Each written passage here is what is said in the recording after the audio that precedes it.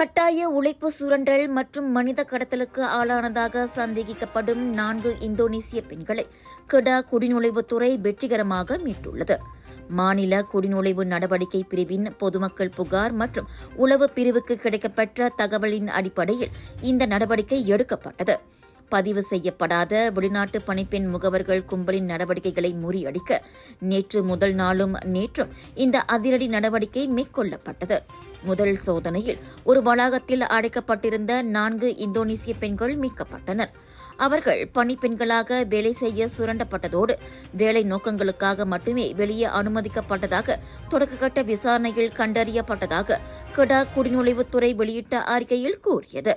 பாதிக்கப்பட்டவர்களின் கடப்பிதழ் மற்றும் அவர்களின் கைத்தொலைபேசிகளை இந்த மோசடி கும்பல் பறிமுதல் செய்ததோடு நிர்ணயிக்கப்பட்ட நேரத்தை விட கூடுதல் நேரத்திற்கு வேலை செய்யும்படியும் கட்டாயப்படுத்தியுள்ளது.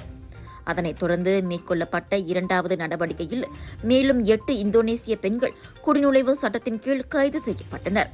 இதனிடையே அவர்களில் 5 முதலாளியாக செயல்பட்டதாக ஒப்புக்கொண்ட உள்நாட்டு பெண் ஒருவரும் கைது செய்யப்பட்டுள்ளார். கலர்ஸ் ஆஃப் இந்தியா பிரம்மாண்டத்தின் உச்சக்கட்டம் சவுதர்ன் இன்டர்நேஷனல் இந்தியன் எக்ஸ்போ தாசி சென்ட்ரல் ஸ்கூடாய் ஜோஹர் பாருவில் 13 பிப்ரவரி தொடங்கி 22 பிப்ரவரி வரை உங்கள் வீட்டுக்கு தேவையான அனைத்து விதமான பொருட்கள், ஆடை ஆபரணங்கள், அலங்கார பொருட்கள், பூஜை மேடைகள், உணவு திருவிழா என களை கட்ட போகுது.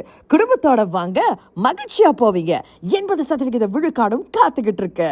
மறந்துடாதீங்க, சவுதர்ன் இன்டர்நேஷனல் இந்தியன் எக்ஸ்போ இவ்வாண்டின் மாபெரும் expo. Big sale, big discount.